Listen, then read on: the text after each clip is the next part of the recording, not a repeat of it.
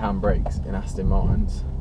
Right, good morning everybody, I hope you're all doing well. I am in a Aston Martin DB9 from 2005 with a 6-litre V12. Now, I wasn't planning on filming this, to be honest. I'm just kind of collecting a car, but because I filmed with the R8 yesterday morning, I still had the GoPro and I thought, well, it would be nonsensical of me to just not film. So here I am. Burgundy interior with the wood. Not going to be to everyone's taste, I understand that. But it wasn't really to my taste compared to the DB9 that we had in recently that was black.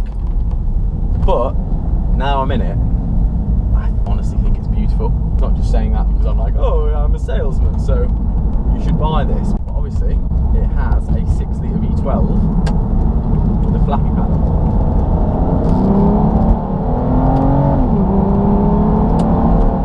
So even if you don't like the wood, it is sure to put a smile on your face. One of the good things about collecting a car, in certain respects, it's kind of good to put your foot down just to understand kind of, is everything mechanically sound? I mean, you don't want to bin it. I went on a test drive with someone in a DB9 and they nearly lost the back end out of the showroom, because obviously it's got so much just raw power, rear wheel drive, and you have to be so delicate with the pedal. Right, there's a straight here. Let's just go through the gears down into first, low revs, plant it. So you see the rear wheels then, I don't really want to be doing that. First,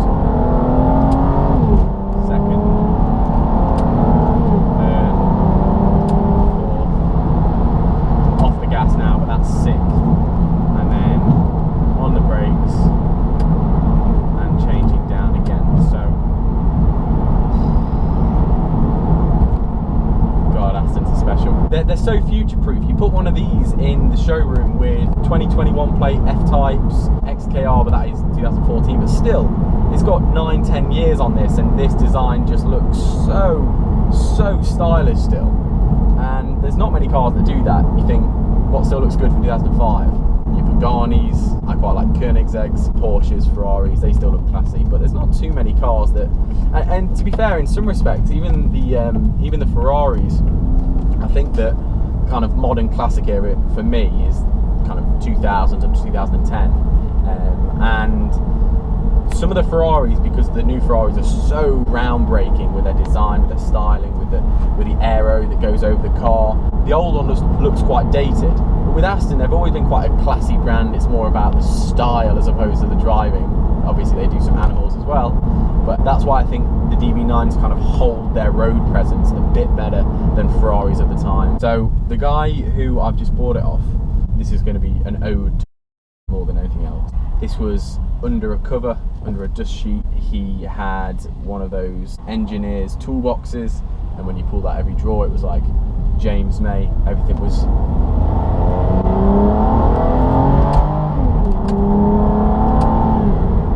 Did you see that? Did you see that twitch? I was probably at about 4,000 revs of 8,000. Maybe because I hopped over the white line, but that back end twitch nearly had me there. Anyway, that's. He opened the drawers of his toolbox and everything was lined up perfectly. Size, order, incredible garage. Wow. Taken, Bentley Continental, 911, Panamera on that drive, all squeezed in. I wonder how many of these have been binned because of the rear wheel drive. I bet quite a lot. That naturally aspirated power is going to be missed going forward. This is meant to be a 2+2, so you're meant to be able to put some people in the back, but with me, and I'm literally average height, so God, imagine if you were tall. Even I'm not getting anyone in the back of this, let alone someone who's like 6'4".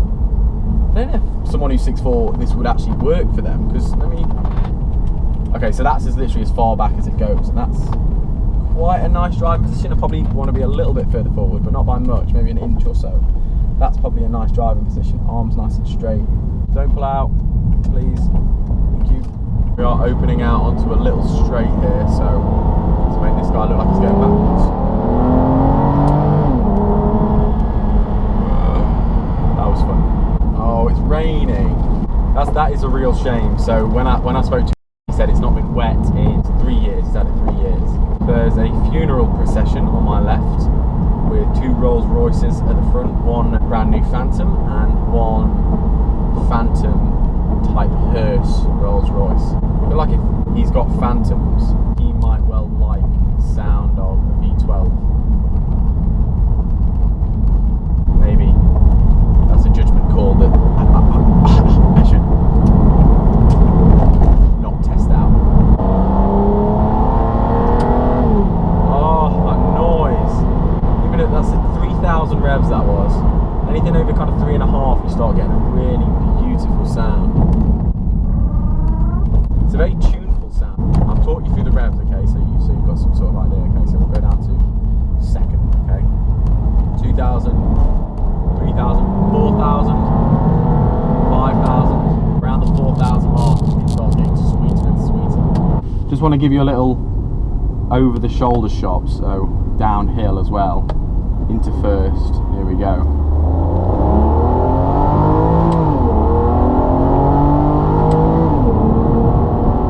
Joining the M1, so time to be careful. One more, into third.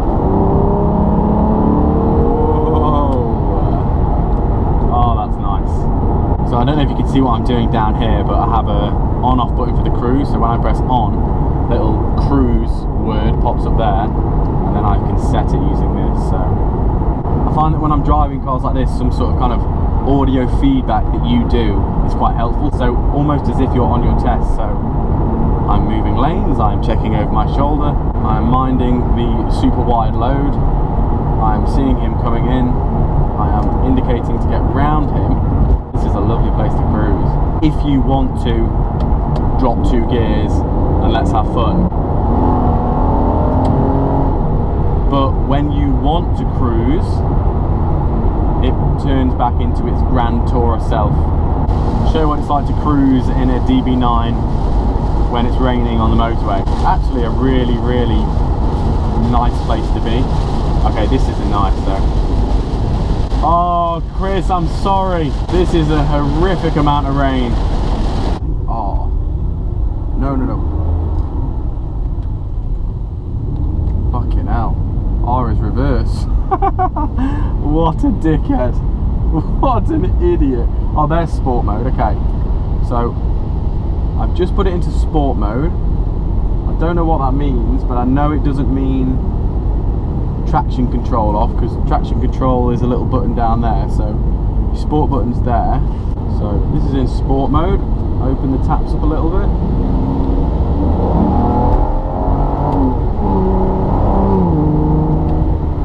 Very twitchy car this is when you put your foot down.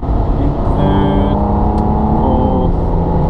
I want to just try something in terms of gear changes, see how quick it is, because this is a 16-year-old car, so this is third into fourth, just like that. I know some of the Vantage's gear changes can be quite a bit more jerky than that because it's a sport shift, whereas this seems very, very smooth. So there's a lot of standing water. This is a sales car and I'm not a dickhead, so sounds like I'm poking the beast, doesn't it? It sounds like I'm foreboding me imminently binning it, but I'm not. I'm not an idiot. There's a lot of standing water. This is twitchy under the rear end, but I put it in sport mode just to see what it does, and it seems to be kind of a typical sport mode. It'll allow you to rev through the gears before the auto kicks in and changes up. There is a traction control off button as well, but no. It's so wet. But this is what sport mode sounds like. Into third.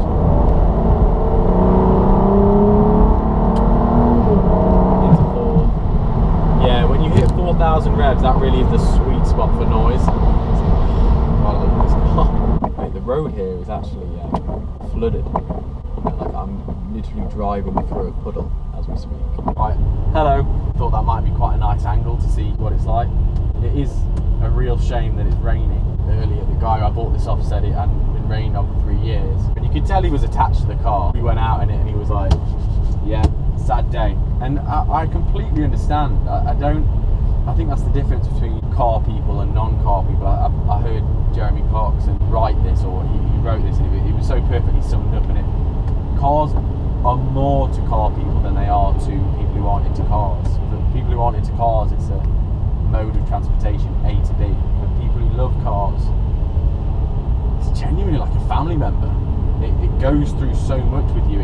You spend so much time on your own in your car, so it's a space that's really important to your life. God, look at this. Look how wet this is. Oh, it's splashed. I don't want to get... The other carriageway is literally firing water onto ours. As far as Grand Tourers go, because I mean really this is you would say, even at the time 2005, it is a supercar by any metric. It's a 6-litre V12, so by any metric this is a supercar. But what a Grand Tourer. The visibility, I don't know, perhaps by one of the different angles, the visibility at these rear quarter windows is fantastic. If you were worried about kind of pulling out and you check your mirrors and you want to look, it's really nice to look just over your shoulder. You can see big window at the back. I can see pretty much everything out the back, including my little GoPro. Everything's very easy. Cruise control's very easy. The automatic gearbox works well. The flappy paddles are quite slick. Genuinely, even by today's standards, they're very slick. I can't get on with the sat nav, but that's genuinely because I haven't looked in the book. Look at that. That is an Aston Martin DB9 owner's guide. How fantastic is that? And they're actually quite good. Steps to show you how everything works are actually very, I find them quite sequential. They work well. He's just going to let me go. I don't know where my hazards are. There they are. Thank you. God, you honestly, a centimetre on the pedal and it wants to go. You have to be very light-footed to drive this car at low speed, otherwise you're gonna lose the back end. Actually, this is the area one of my good friend George, his dad, tries to get 100 miles an hour before he gets through this turn. I won't mention last names because that would be implicating, let's say. I've not tried it, and it is pretty difficult. I mean, I imagine it's difficult, but if it was dry, 100 mile an hour in this thing might be okay. I don't know if you noticed that because I was revving quite highly. If you're at 6,000 revs in first, that's at the point when it's kicking out enough power for the wheels to just go no. You've got to be very careful in one of these. I'm closing in on where I need to be, so I'm going to leave it there and sign out and say, if you are on the fence about a DB9 and you're thinking, should I, shouldn't I, should I invest, shouldn't I invest? For me, the boxes it ticks, great sound, very comfortable, incredible visibility for what is a supercar.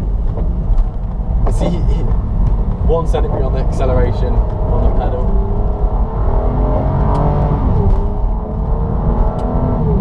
A huge amount of power and looks that do not look out of place in a 2021 showroom. So yeah, that's me selling it to you. If you want a DB9, I highly recommend you go for it. Anyway, as I say, I'm nearly back at the showroom, so I will sign out. See you all next time, and yeah, what a week. V10 yesterday, V12 today. Well, I can top that with tomorrow. Even if I take a W12 Continental out. No, I'm too tired. See you next time.